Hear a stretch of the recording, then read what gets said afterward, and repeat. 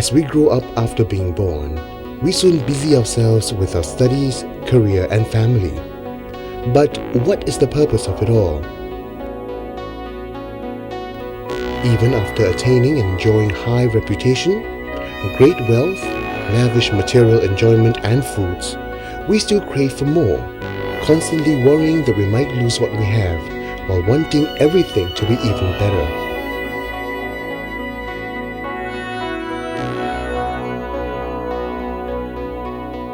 In this short life of ours, every one of us have to withstand various forms of suffering.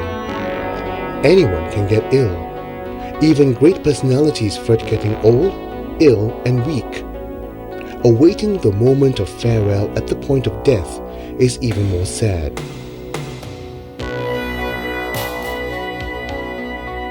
Where then is true happiness?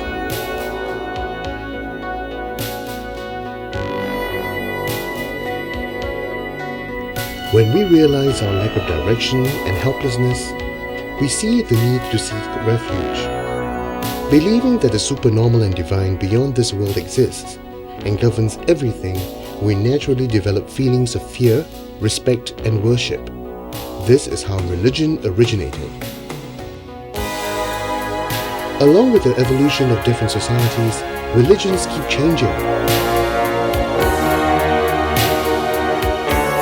From the primitive worship of the elements of nature, such as those of the heavens, earth, mountains, and rivers, it became the worship of spirits, ancestors, and gods, both in terms of many and one.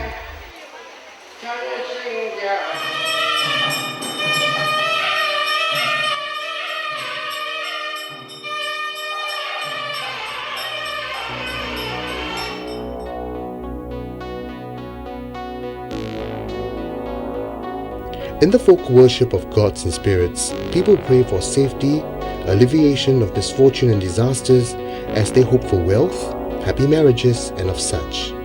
Many worship the Buddhas and the Bodhisattvas as they would the gods, praying for fulfillment of worldly favors, wishing for wealth, children, transformation of bad luck, and a life without obstacles.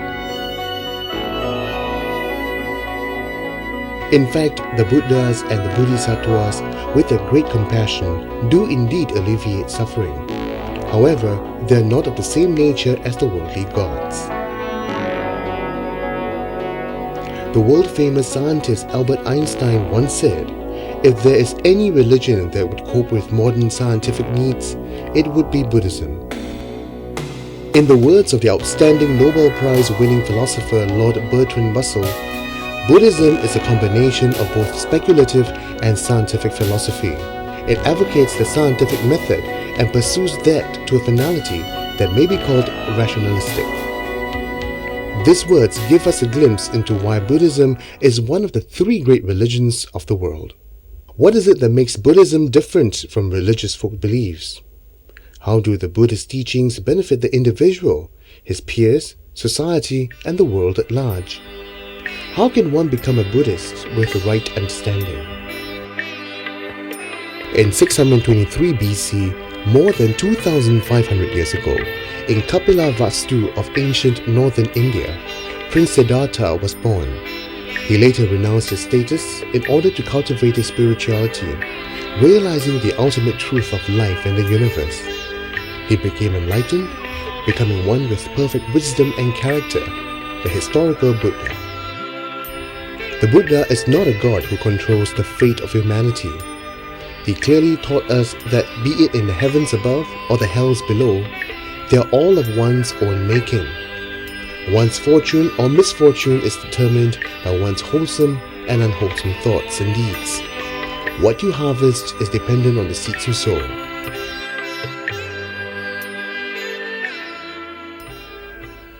The Buddha relied on his own diligent efforts to attain enlightenment. He taught that everyone can follow his teachings and practice and attain enlightenment to become a Buddha like he did.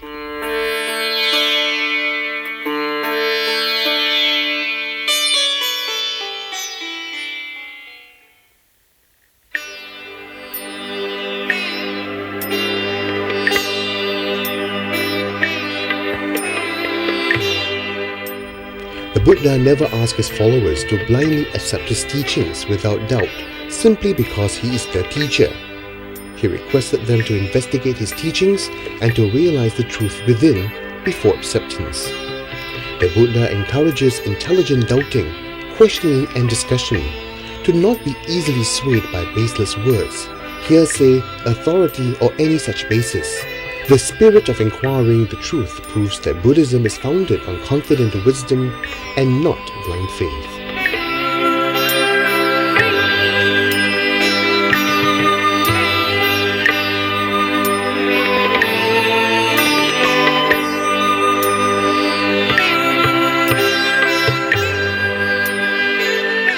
The Buddha's teachings arose from the experience of life.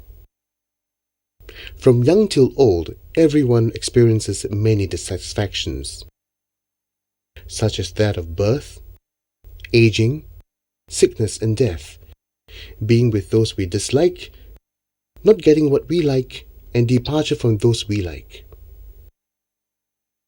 Why is there so much suffering in life? The Buddha taught that it is caused by attachment, aversion, and delusion. To alleviate the various dissatisfactions of life and to attain true lasting happiness, the Buddha pointed us to the Noble Eightfold Path as the way to liberation.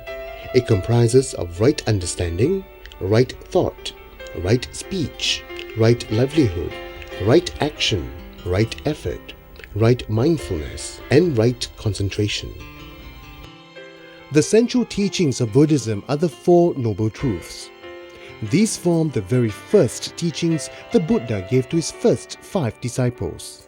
The Four Noble Truths comprise of the truth of dissatisfactions, the truth of the causes of dissatisfactions, the truth of the end of dissatisfactions, and the truth of the path that leads to the end of dissatisfactions.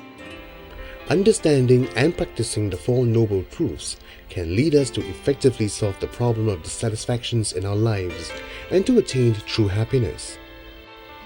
Just as rare gems are precious, the Buddha, the Dharma, and the Sangha are called the Triple Gem. We take the threefold refuge in the Triple Gem, just as one who is ill seeks a doctor for a cure. Like a great doctor, the Buddha diagnosed our problems in life and prescribed us the remedy, which is the Dharma. The Sangha of monks and nuns are like nurses, who help and remind us to take the medicine of the Dharma, which will cure us of our problems when practiced properly. One who has dissatisfactions, knowing he is ill, can take the initiative to seek the great spiritual doctor, the Buddha's medicine of the Dharma, and use it accordingly to analyze and solve his problems. One should diligently cultivate noble virtues and also befriend monks and nuns who are good followers of the Dharma, so as to better learn how to practice the Dharma in everyday life, so as to eradicate dissatisfaction and be happy Buddhists.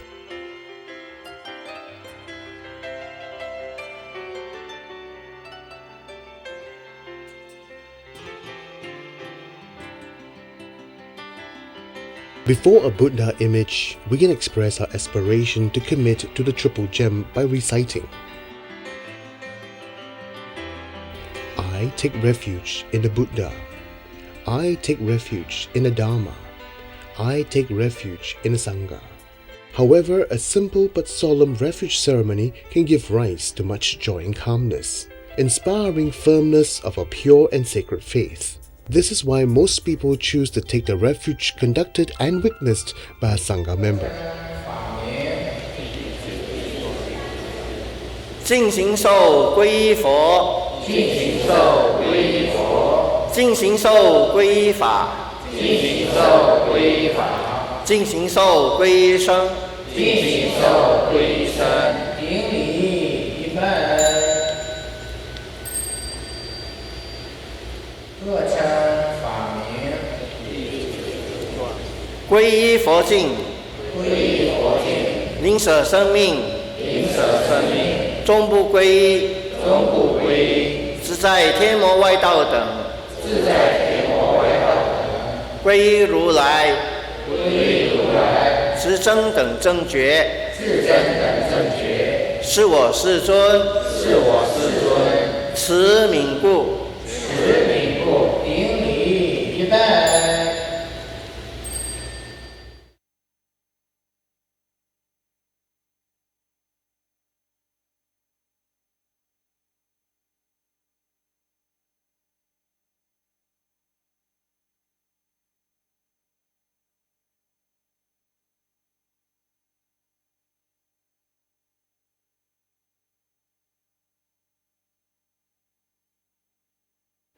Namo tassa bhagavato arahato samma sambuddhassa.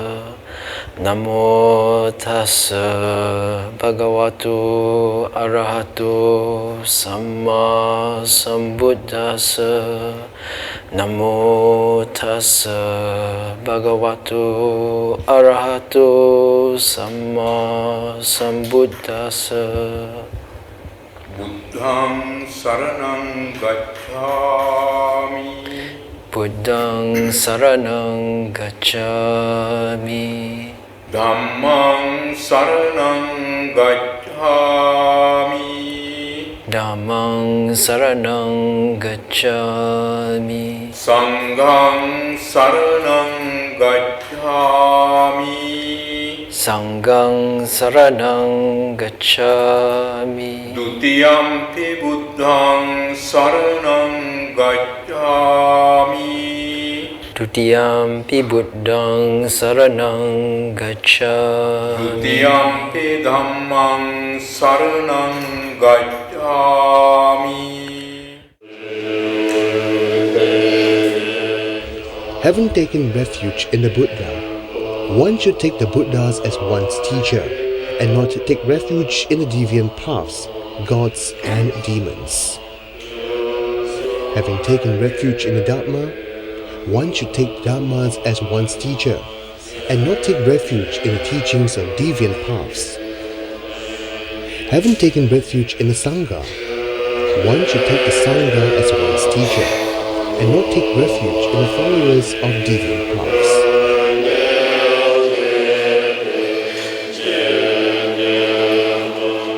Presently, there are many Buddhists all over the world. The Buddha's enlightened message of the meaning of life and the universe had long spread from India northwards to China, Japan, Korea, Mongolia and Tibet, and southwards to Sri Lanka, Thailand, Myanmar, Cambodia, Laos and other Southeast Asian countries.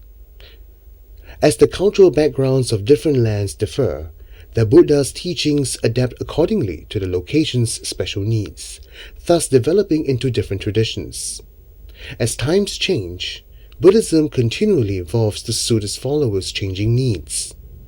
Although the various ceremonies and cultures of Buddhist traditions look different, the core Buddhist teachings are always the Four Noble Truths and the Noble Eightfold Path, with the one same taste of freedom.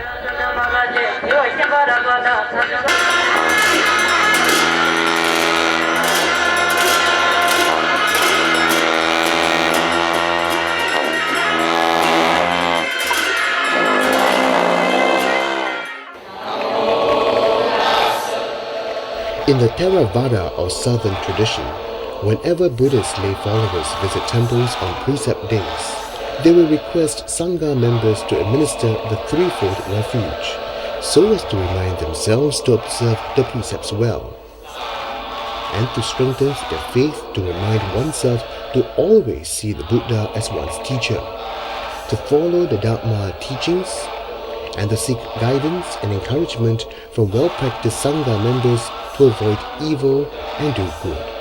One who is determined to become a disciple of the Buddha must sincerely accept the triple gem into his life by taking the threefold refuge. In the Theravada tradition, refuge ceremonies are often conducted with reverence to the Bodhi tree. After the Buddha attained enlightenment, he expressed gratitude to the Bodhi tree, which sheltered him from the elements by showing reverence. As the tree represents the Buddha's enlightenment, it came to be widely respected till this very day. Thus, Buddhists in India, Sri Lanka, and other Southeast Asia countries see reverence to the Bodhi tree as an important custom.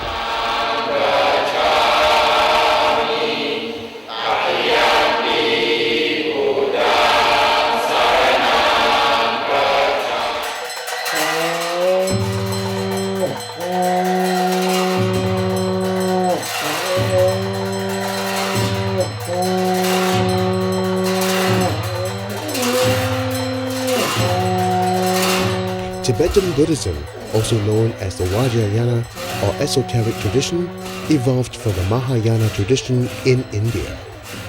Followers of the Vajrayana tradition have to closely follow the guidelines of the guru or teacher. Seeing the guru as the perfect embodiment of the qualities of the Triple Gem, one goes through the threefold refuge ceremony. However, one should clearly recognize that the subjects of refuge are the Buddha, the Dharma, and the Sangha. The Vajrayana tradition classifies the motivation of disciples of the Triple Gem into three categories. Those who take refuge out of faith in the Triple Gem's ability to help them be free of suffering of the three lower realms belong to the lower scope.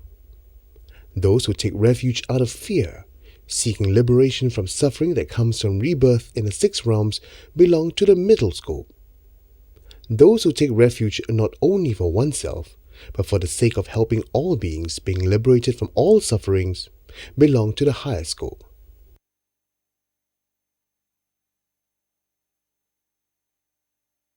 The Vajrayana tradition requires disciples to chant the verses of taking refuge thrice in the morning and night, so as to increase faith.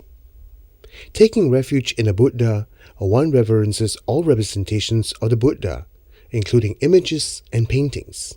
Taking refuge in the Dharma, one not only reverences the sutras or scriptures and sacred texts, but also cherishes every word in them.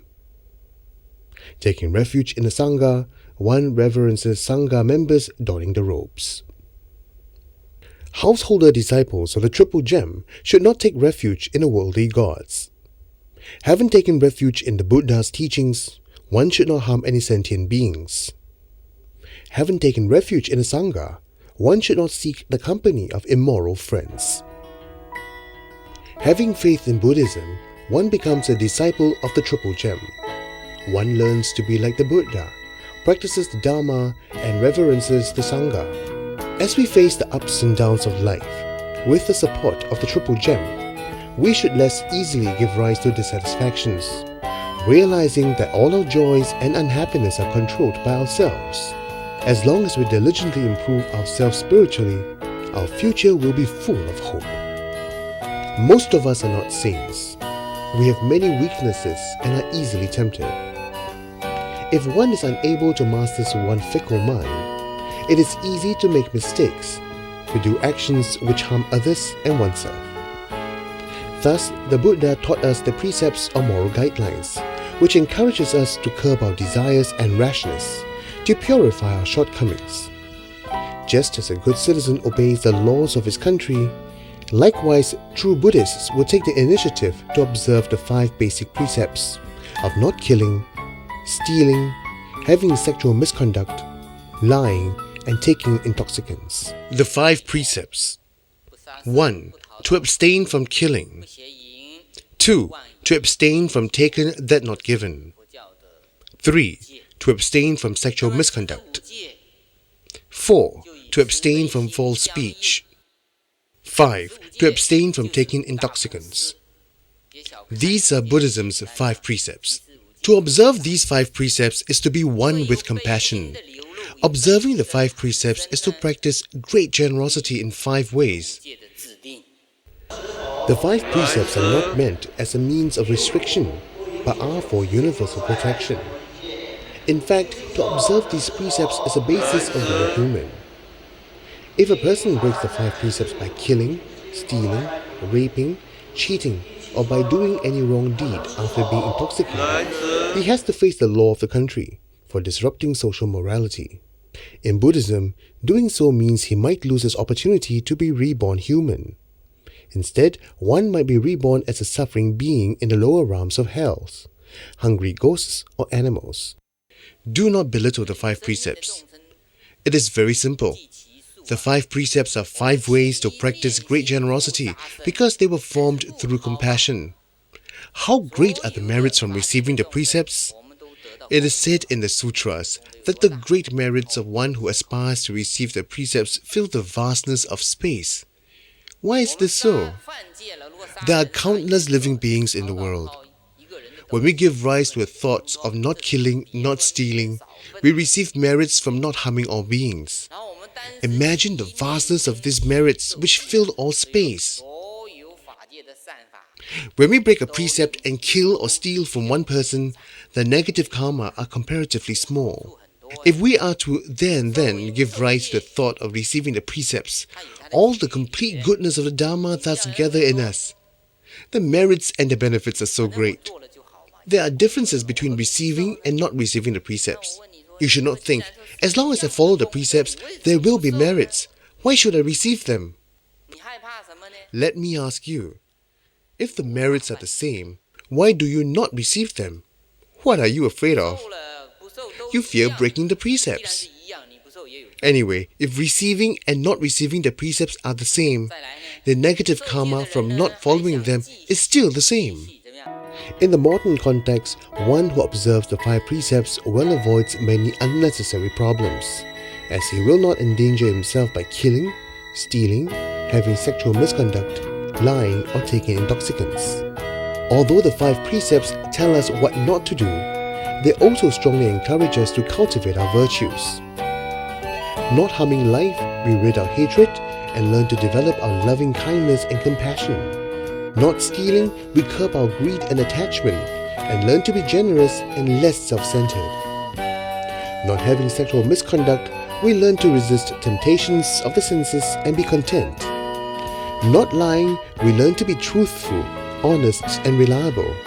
Not drinking or taking any other intoxicants which cause a loss of mindfulness, we learn to be alert and be clear-minded. Observing the 5 precepts not only benefits oneself, it also brings many benefits to others, our society, country, and the world at large. Not killing, we protect all life. Thus, there will be no murder in the world. Not stealing, we protect everyone's wealth and property. Thus, then there will be no theft or robbery in our world. Not having sexual misconduct, we respect families and personal relationships. Thus, there will be no sex-related crimes in our world. Not lying, we uphold the truth. Thus, there will be no cheating or deceiving in our world. Not taking intoxicants, we protect our physical and mental health. Thus, there will be no careless accidents of any kind in our world. Therefore, observing the 5 precepts not only purifies the individual, it also brings happiness to one's family, harmony and security to society, and peace to the world. In the Buddha's time, after lay people go through the threefold refuge and the 5 precepts ceremony, the males are called upasakas and the females upasikas. After receiving the precepts, how should we observe them? One who observes the precept of not killing resolves to never kill another person or oneself. One also avoids harming any animals. To kill personally, to instruct someone to kill, or to use various means such as weapons like guns and knives to cause death, is to break the precept. Observing the precept of not killing does not mean one has to be vegetarian. In its time, the Buddha permitted the Sangha to eat meat with 3 aspects of purity. This form of meat refers to that obtained not from personal killing, not from instructing someone to kill, and not from knowing that the animal was killed for oneself.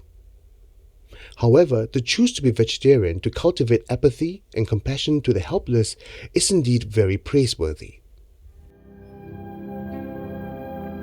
There are those who strictly observe vegetarianism while not reflecting whether one has selfishness, dishonesty, cruelty, or jealousy towards others. Whether one is vegetarian or not, the most important thing is to purify our minds.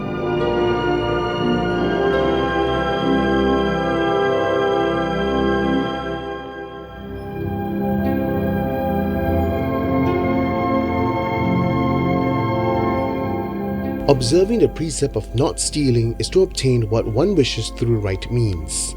If others have not given us permission to take what belongs to them, one should simply not take. To take without asking or to obtain through immoral means is to steal.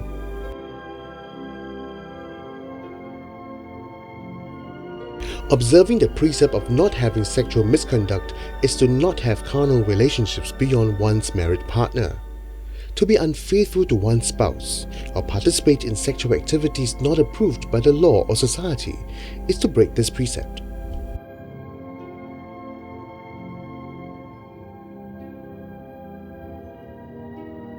Observing the precept of not lying is to not communicate baseless words and to not deceive others, such as proclaiming oneself to be a saint. This precept of right speech includes not engaging in divisive speech, harsh speech, useless speech, and flowery speech. Observing the precepts of not taking intoxicants to avoid alcoholic drinks, mind-numbing drugs, and any substance abuse. Alcohol by itself is not evil, but it can lead to drunkenness and trouble, such as quarrels and fights. It also wastes away one's health and wealth. Thus, the Buddha advised against drinking. Some fear committing to observing the precepts as they worry about breaking them. The truth is, whether one commits to observe the precepts or not, doing unwholesome deeds will still bear unwholesome results. In observing the precepts of not killing, stealing, having sexual misconduct, lying, and taking intoxicants, having the intentions of committing evil determines that one has broken the precepts. The Buddha's teachings are open and understanding. If one does not know one is breaching the precepts, one is not considered breaking them.